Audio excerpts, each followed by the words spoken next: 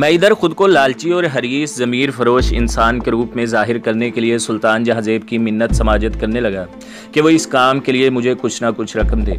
चुनांचे जब राजा पटेल भी अंदर दाखिल हुआ तो मैं इसकी तरफ से बज़ाहिर बेपरवाह बना सुल्तान जहाज़ेब के तरले मिन्नतें करते जा रहा था, मगर किन अखियों से राजा पटेल का भी जायज़ा ले रहा था।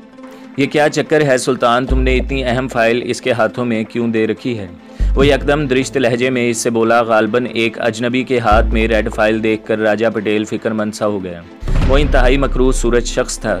जिस्म गेंडे की तरह तनुमंद, सर के बाल आद इनसे ज़्यादा न थे। आंखें मेंढक की तरह बाहर को उबली हुई थीं, जिनमें एक अजीब सी वहशत और सफाकी गोया अजल से खुंडी हुई थी। नाक मोटी थी और किसी बैल की तरह नथने उठे हुए साफ नज़र आ रहे थे। यही ख़तरनाक भारतीय एजेंट राजा पटेल था। ये सब मुझे बज़ाहिर काम समगर हरीस और लालची बूढ़ा समझ रहे थे, इसलिए इन लोगों के अंदाज़ो अतवार में कोई ख़ास गर्मजोशी दिखाई नहीं दे रही थी। मेरा जहन साईं साईं कर रहा था। तहखाने में अब सुल्तान जहाज़ेब और भारतीय एजेंट राजा पटेल के अलावा सिर्फ एक मुसल्ले आदमी खड़ा हो सकता था कि सुल्तान जहाज़ेब और राजा पटेल के पास भी पिस्तौलें हों।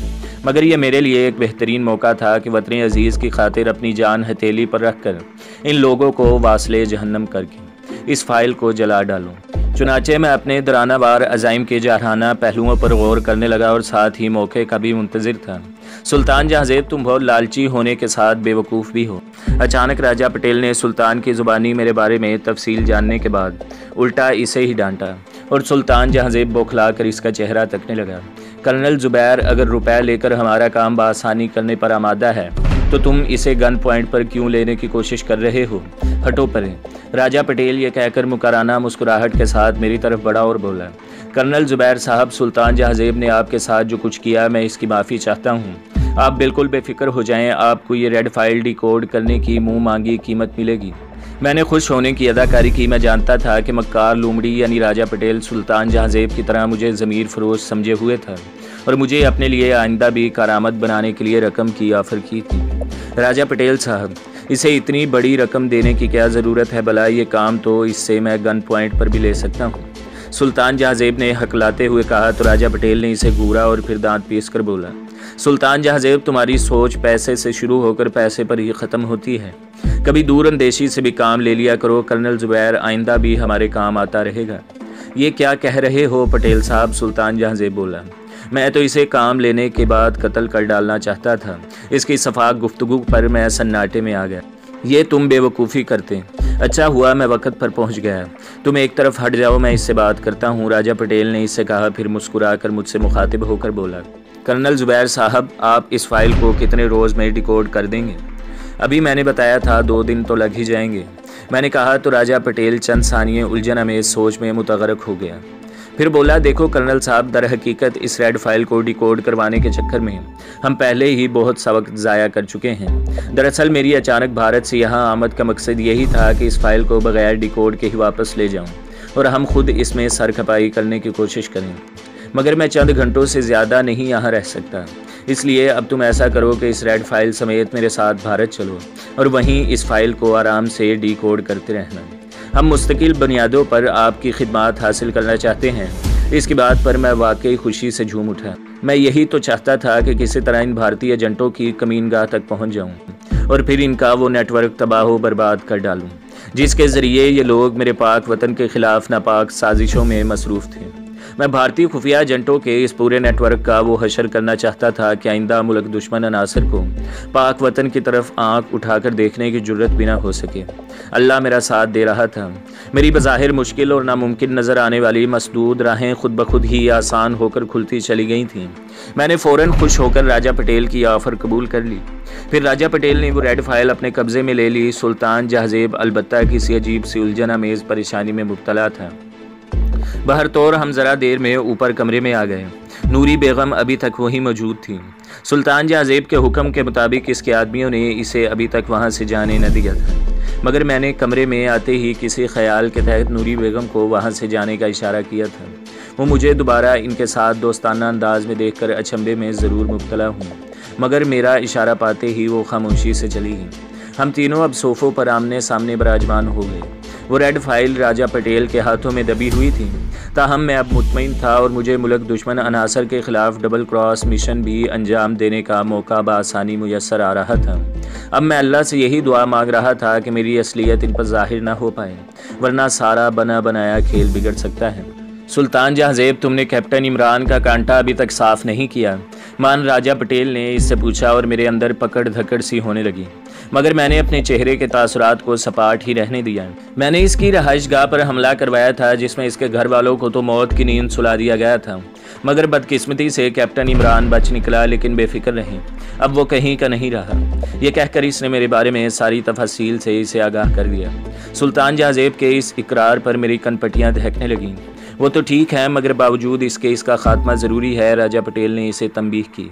हाँ, मेरे आदमी इसके पीछे लगे हुए हैं। सुना है वो सेठ असगर के यहाँ मुकीम है, सुल्तान जहाज़ेब ने कहा, और मैंने इसके नाकिस मालूमात पर अंदर ही अंदर सुकून की सांस ली। खैर, पटेल ने एक हंकारी भरी फिर मुझसे मुखातिब होकर बोला, ज़ुबैर साहब, अब आपका क्या इरादा है, चलेंगे मेरे साथ? मैंने कहा, जाहिर है अब मैं यहाँ रहकर क्या करूँगा। अगर आप लोगों के साथ काम के दौरान मुझे मराहत हासिल होंगी तो इससे अच्छी बात और क्या होगी, मगर मेरी शर्त है। मैंने दानिस्ता रंग आमेज़ी की। हाँ, बोलो, तुम्हारी क्या शर्त है? राजा पटेल फ़ौरन फराख दिली से बोला। मैंने ज़रा नौउम्र लड़कों की तरह शर्माने की अदाकारी करते हुए कहा, मैं अभी खुद को जवान महसूस करता हूँ। अगर मेरी एक हसीन व जमील लड़की से शादी करा दी जाए और मुझे भारत में अच्छी रहाइश के साथ शहरियत भी मिल जाए तो मैं अपनी बाकी ज़िंदगी सुकून से गुजार सकूँगा। ऑफ कोर्स हम अपने ख़ास आदमियों का हर तरह से ख्याल रखते हैं। क्या तुम इतना बता सकते हो कि तुम हमारे किस काम आ सकते हो? इसने किसी ख्याल के तहत मुझसे पूछा। हाँ, क्यों नहीं, मैं तुम लोगों के बहुत काम आ सकता हूँ, मैंने कहा। सबसे अहम काम तो मैं डिकोडिंग करना जानता हूँ, फिर इसके अलावा मैं फ़ौज में रह चुका हूँ। अगरचे अब रिटायर्ड कर दिया गया हूँ, मगर मेरे सीने में अब भी बहुत से ऐसे अहम राज दफन हैं जिनसे तुम लोग बहुत से फ़वायद उठा सकते हो। वेरी गुड, राजा पटेल एकदम खुश होकर बोला, तुम हमारे लिए बेशक कारामद आदमी बन सकते हो। चलो फिर तैयारी पकड़ो, तुम्हें इसी वक्त चलना होगा मेरे साथ। मैं बिल्कुल तैयार हूँ, मैंने खुश होकर कहा। राजा पटेल ने अपनी रेस्ट वॉच अपनी बदहियत स्याह होंठों के करीब लाकर तहुकमाना कहा, 0911, मैं पॉइंट 0 पर पहुँचने वाला हूँ, मेरे साथ एक और शख्स भी होगा। ओके। इसके बाद वो सुल्तान जहाज़ेब को मुखातिब करके बोला, अभी हमारी रवानगी में 1 घंटा है, तुमने कोई अहम बात करनी हो तो कर सकते हो। सुल्तान जहाज़ेब ने होले से नफ़ी में सर हिलाते हुए कहा, नहीं, कोई ऐसी ख़ास बात नहीं है। तुम एक काम करो, अचानक राजा पटेल ने इससे कहा, तुम किसी तरह कैप्टन इमरान के फिंगरप्रिंट्स हासिल करने की कोशिश करो और अपने स्कैनर पर महफूज करके हमें रवाना कर देना। बदबख्त पटेल अभी तक मुझसे खाइफ था। मैं ये काम बहुत पहले ही कर चुका हूँ, सुल्तान जहाज़ेब ने मायनी खेज़ फ़ख्रिया मुस्कुराहट से कहा। मेरा दिल अनजाने खदशात के मारे बुरी तरह धड़धड़ाने लगा। गुड, वेरी गुड, वो प्रिंट मेरे हवाले कर दो, इसे हम अपनी खुफिया हेडक्वार्टर की डोर लॉकिंग सिस्टम में फीड करेंगे। मैं बज़ाहिर खामोशी के साथ इनकी गुफ्तगू सुन रहा था। फिंगरप्रिंट वाले मामले ने एक बार फिर मेरे अंदर ख़तरे की घंटी बजाना शुरू कर दी थी और मैं बमुश्किल अपने मुस्तबराना कैफियत पर काबू पाए हुए था। मैं धड़कते दिल के साथ सोच रहा था कि अगर इन कमबख्तों ने मेरे फिंगरप्रिंट्स लेने की कोशिश की तो ज़रूर मेरी असलियत आशिकार हो सकती है। सुल्तान जहाज़ेब ने अपने एक आदमी को स्कैनर से फिंगरप्रिंट्स पेपर लाने का कहा। ज़रा देर बाद वो आदमी मेरे फिंगरप्रिंट्स की चंद कापियाँ निकाल लाया। मेरा दिल अब भी अनजाने ख़तरे के संगीन एहसास तले बेतहाशा धड़क रहा था। राजा पटेल ने वो कापियाँ अपने सामने रखी और बगौर फिंगरप्रिंट्स का मुआयना करने लगा। फिर मेरी तरफ इशारा करके इससे मुखातिब होकर बोला, सुल्तान, तुम अब ऐसा करो, कर्नल ज़ुबैर के भी फिंगरप्रिंट्स ले लो। मैं इसकी बात पर सुन होकर रह गया। मैं इसके फिंगरप्रिंट्स भी अपने हेडक्वार्टर के door and locking system scanner machine में फीड कर दूंगा ताकि ये बिला रोक टोक हमारे पास आता जाता रहे। इसने ये बात अपनी तई मेरे फ़ायदे और राब्ते की सहूलत के लिए ही कही थी, मगर ये तो मैं नहीं जानता था कि अगर मेरे फिंगरप्रिंट्स को इसने मैच कर लिया तो मेरी असलियत इसके सामने खुल सकती है। फिर ये लोग मेरा वो हशर करते, ये मैं ही जानता था, मगर मैं इनकार भी नहीं कर सकता था, वरना इन्हें मुझ पर फ़ौरन शुबा हो सकता था कि मैं कर्नल ज़ुबैर के फ़र्ज़ी किरदार में दर हकीकत इमरान हूँ। सूरत हाल एकदम ख़तरनाक हद तक पलटा खा चुकी थी। मेरा जहन तेज़ी से काम कर रहा था। बहर तौर मैं बिला ताख़ीर उठकर राजा सुल्तान के साथ चल पड़ा। इसके हमरा एक गन पॉइंट मैन भी था। हम तीनों एक वसी और इस कमरे में पहुँचे। यहाँ एक बड़ी सी कुर्सी पर ऑटोमेटिक कंप्यूटराइज्ड स्कैनर मशीन रखी हुई थी।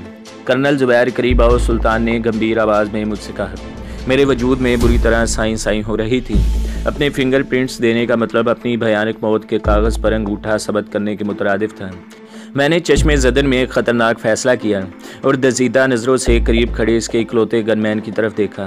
वो लापरवाहियाना अंदाज में खड़ा था, राइफल इसकी पुश्त पर टिकी हुई थी।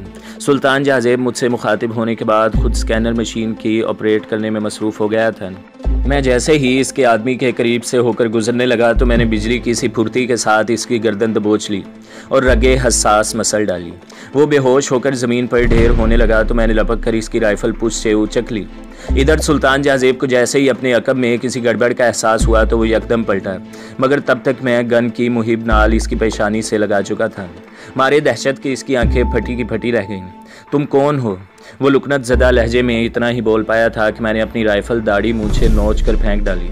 मुझे पहचानते ही इसका चेहरा धुआं धुआं हो गया। जलील कुत्ते, वतन फरोश, खूनी, मेरी माँ और बहन के कातिल, अपनी मौत के लिए तैयार हो जा।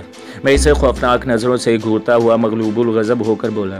फिर अपनी भयानक मौत को सामने पाकर सुल्तान जहाज़ेब ने खुद को बचाने की कोशिश करते हुए बस सरहद झुकाई दी और फिर चीखता चिल्लाता हुआ दरवाजे की तरफ दौड़ा। मैं इस वक्त सरापाए आतिश फिशा बना हुआ था। मेरी गन ने गोलियों की एक मुहिब आतिश बाढ़ उगली और सुल्तान जहाज़ेब के हलक से बड़ी करीश चीख बुलंद हुई और फिर इस गद्दारे वतन का नापाक वजूद गोलियों से छल्ली होकर ज़मीन बोस होता चला गया। इसे जहन्नम वासिल करने के बाद मैं तूफ़ानी बगोले के साथ कमरे के दरवाजे की तरफ बढ़ा और गन हाथ में लिए इस कमरे में आ गया जहाँ सुल्तान जहाज़ेब के 4 अदद मुसल्ले आदमी और राजा पटेल मौजूद था। वो लोग खतरा भांपते ही इधर ही दौड़े आ रहे थे। मुझ पर नज़र पड़ते ही वो बुरी तरह ठटके, क्योंकि मैं अब अपनी असली सूरत में था। फिर इससे पहले कि वो संभलते मैंने ट्रिगर दबाकर नाल घुमा दी। वो चारों करीश चीखों के साथ गिरते चले गए। राजा पटेल रेड फाइल थामे तूफ़ानी झोंके की मारिद बाहर को दौड़ा तो मैंने इसे भी एक ब्रेस्ट मारकर जहन्नम वासिल कर दिया। एक गद्दारे वतन सुल्तान जहाज़ेब और भारतीय दुश्मन एजेंट राजा पटेल को जहन्नम वासिल करने के बाद मेरा पूरा वजूद सरशारी से भर गया, मगर मेरा मिशन अभी पूरा नहीं हुआ था, जबकि मैं इनके पूरे नेटवर्क का किला कमा करना चाहता था, जो ख़ास तौर पर वतन अजीज़ की जड़ें खोखली करने के लिए ही तरतीब दिया गया था।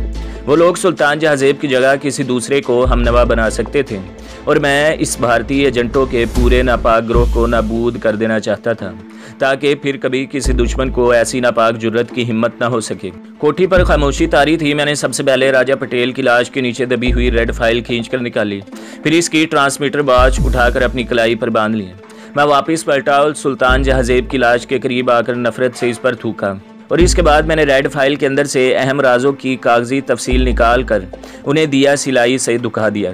फिर इधर उधर से आड़ी तिरछी लकीरों वाले कागजात तलाश करके उन्हें इसमें डाल दिया।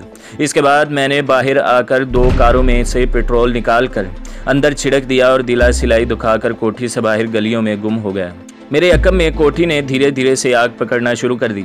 मैं वहाँ से बहुत दूर वीरानों में निकल आया और एक जगह ज़रा सुस्ताने के लिए बैठ गया। अब मैं किसी हद तक खुद को हल्का फुल्का महसूस करने लगा था। मुझे अब जहन्नम वासल राजा पटेल के साथी सुनील की कॉल का इंतज़ार था, क्योंकि मेरे जहन तबाह ने फ़ौरन ही एक मरबूत प्लानिंग तरतीब दे दी थी। रात दबे पाँव बीत रही थी। राजा पटेल की लाश की कलाई से उतारी हुई ट्रांसमीटर की रेस्ट वॉच में वक्त देखा तो रात के 3 बज रहे थे। 4 सू एक वीराना फैला हुआ था। खुले तारीख आसमान पर तबाक चांद टिमटिमाते तारों की मजलिस में दमक रहा था। अचानक ट्रांसमीटर की मखसूस बब की आवाज़ रात के मुहीब सन्नाटे में गोया खतरे के सायरन की तरह गूंजी और यकबारगी मेरा दिल जोर से धड़का। मैंने अपने दिल की बेतरतीब धड़कनों पर काबू पाते हुए वॉच ट्रांसमीटर का छोटा सा बटन दबाया और इसे अपने मुंह के करीब करते हुए राजा पटेल का वो कोड दोहराया जो इसने थोड़ी देर पहले सुनील की कॉल वसूल करते हुए मेरे सामने अदा किया था। हेलो 0911 सुनील, मैं सुल्तान जहाज़ेब का आदमी ज़ुबैर बात कर रहा हूँ। मैं राजा पटेल के साथ 0 पॉइंट पर पहुँचने वाला था कि इंटर सर्विसेज वालों ने कोठी पर हमला कर दिया। उन्होंने सुल्तान जहाज़ेब और राजा पटेल साहब को हलाक कर डाला है। मैं बड़ी मुश्किलों से अपनी जान बचाकर और वो रेड फाइल लेकर इस वक्त वाघा बॉर्डर के करीब छुप कर बैठा हुआ हूँ। तुम मुझे लेने आ रहे हो या फिर मेरी रहनुमाई करो ताकि मैं खुद तुम तक पहुँच सकूँ। ओवर। ओ वेरी सैड। दूसरी तरफ से सुनील नामी शख्स की पुरतशवीश आवाज़ उभरी। ये सब कब और कैसे हुआ तुम नहीं जानते। सुल्तान जहाज़ेब और राजा पटेल हमारे लिए कितने अहम थे। ओवर। ये वक्त ऐसी बातों का नहीं है। मिलिट्री इंटेलिजेंस के आदमी मुझे तलाश करते फिर रहे हैं। मेरे पास वो रेड फाइल मौजूद है। क्या तुम सुल्तान जहाज़ेब और राजा पटेल की कुर्बानियों को ज़ाया करना चाहते हो। ओवर। मैंने दिल ही दिल में इन दोनों खबीसों की कुर्बानियों पर लानत भेजी और सुनील को शीशे में उतारने के लिए इस बार ज़रा दृष्ट लहजे में कहा तो वो बोला, हम बॉर्डर की दूसरी तरफ मौजूद हैं, बॉर्डर क्रॉस करना हमारे बस की बात नहीं। ओवर। तो फिर राजा पटेल किस तरह अंदर दाखिल हुआ? ओवर। मैंने पूछा। वो एक ज़मीन दोस्त सुरंग के ज़रिए अंदर दाखिल हुआ था, मगर अब वो सुरंग बॉर्डर सिक्योरिटी फोर्सेस वालों की नज़र में आ चुकी है। तुम हरगिज़ इधर का रुख मत करना, बल्कि हो सके तो वापस शहर की तरफ लौट जाओ।